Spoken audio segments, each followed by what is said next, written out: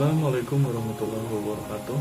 Perkenalkan, nama saya Muhammad Aldiano, Lasar CPNS 2022 Angkatan 1 Kelompok 2 MDH 20 Kabupaten Tanah Laut. Ini saya ingin menjelaskan isu kontemporer yang berkaitan dengan kesadaran pasien dan keluarga pasien atau pengunjung pasien dalam mematuhi prokes 3M dengan menggunakan yang pertama APKL, yang kedua USG, yang ketiga fishbone diagram, yang keempat analisis SWOT. Yang kesatu, metrik penilaian kualitas isu dengan analis APKL. Nomor 1, isu kurangnya kesadaran pasien dan keluarga pengunjung pasien tentang perlindungan diri dengan mematuhi 3M di rumah sakit. Dengan nilai aktualnya 5, dengan nilai problematikanya 4, kelayakannya 5, kelayakannya 5, jumlahnya 19 dengan prioritas 1. Yang kedua, kurangnya kesadaran pasien dan keluarga atau pengunjung pasien dalam pembatasan jumlah kunjungan pasien. Aktualnya itu nilainya 3, problematikanya nilainya 4, kelayaknya itu nilainya 5, kelayakan itu nomornya 4 dengan jumlah 17 di prioritas yang kedua.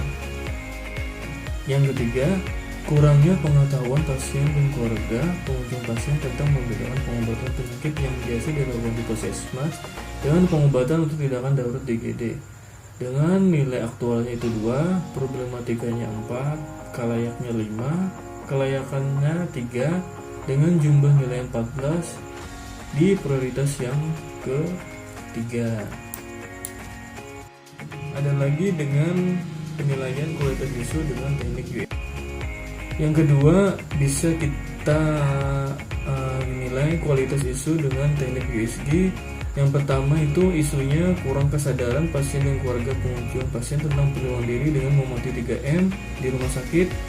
Urgensinya itu 5 nilainya, serius itu nilainya 5, growth-nya itu 4 dengan jumlah 14.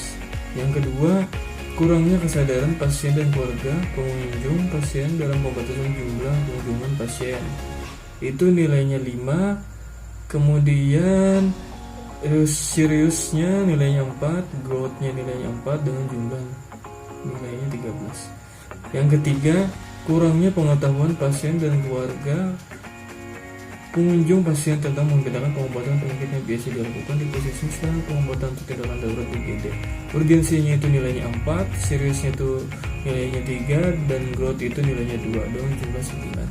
Jadi untuk prioritas utama itu di nomor 1 untuk yang USG. Yang ketiga, bisa kita menggunakan dengan pendekatan fishbone diagram. Itu faktor penyebabnya adalah manusia, itu karena manusia itu kurangnya kesadaran dan kepatuhan untuk mematuhi 3M. Kemudian itu kurang mentaati apa yang sudah menjadi peraturan pemerintah untuk mengikuti protokol kesehatan.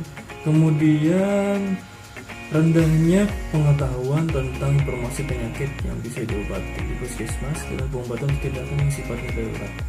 Kemudian yang kedua, faktornya ada faktor metode. Yang pertama itu harus lebih disosialisasikan kembali, lebih digalakan kembali tentang prokes 3M. Kemudian yang kedua, tidak ada teguran di rumah sakit. Seperti itu. Kemudian yang ketiga, petugas keamanan yang belum maksimal. Ketiga, faktor ekonomi yang rendah. Yang keempat, sarana dan prasarana itu yaitu tidak ada masker serta kurangnya banyaknya wastafel untuk cuci tangan. Yang kelima, itu suatu kebiasaan dari lingkungan sekitar yang kebanyakan warga tidak menjalankan 3M. Ini sampai ke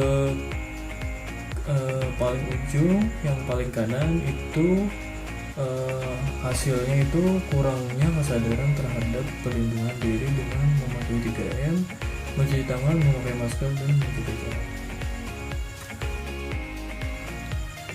Kemudian yang keempat, kita bisa menganalisa dengan analisis SWOT, yaitu analisis yang mengevaluasi strength, kekuatan, opportunity, kesempatan, weakness, kelemahan, threat, ancaman. Yang pertama itu strength, kekuatan.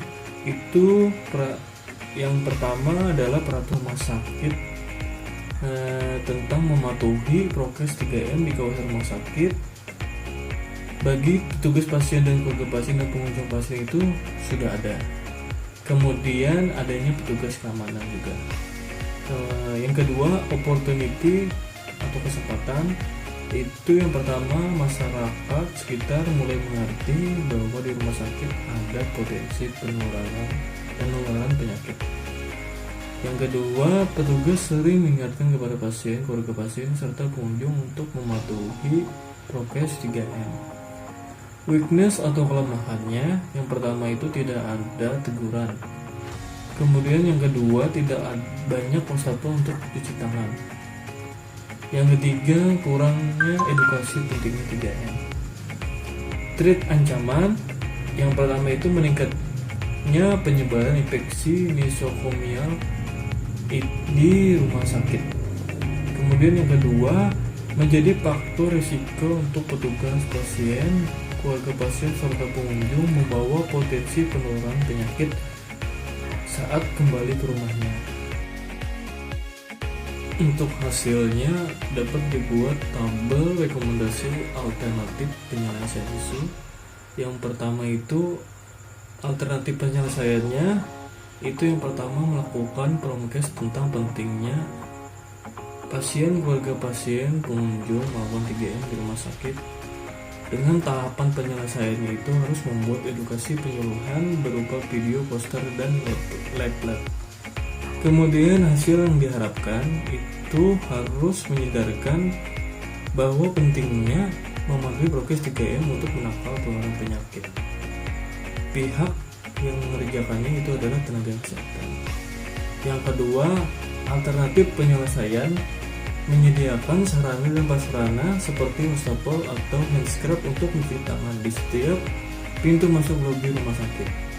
Tahapan setiap penyelesaiannya itu harus disediakan sarana dan prasarana wastafel dan hand scrub di setiap pintu masuk lobi rumah sakit.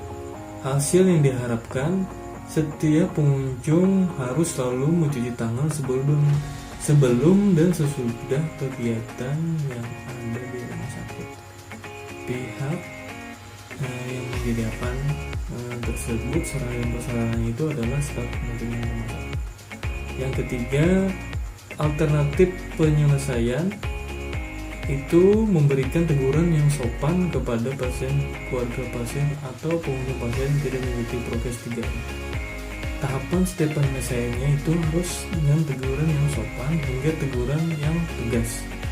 Hasil yang diharapkan itu agar setiap orang memasuki rumah sakit itu harus mematuhi prokes 3M demi kesehatan bersama. Pihak yang memberikan teguran itu adalah petugas kesehatan dan petugas keamanan yang ada di rumah sakit.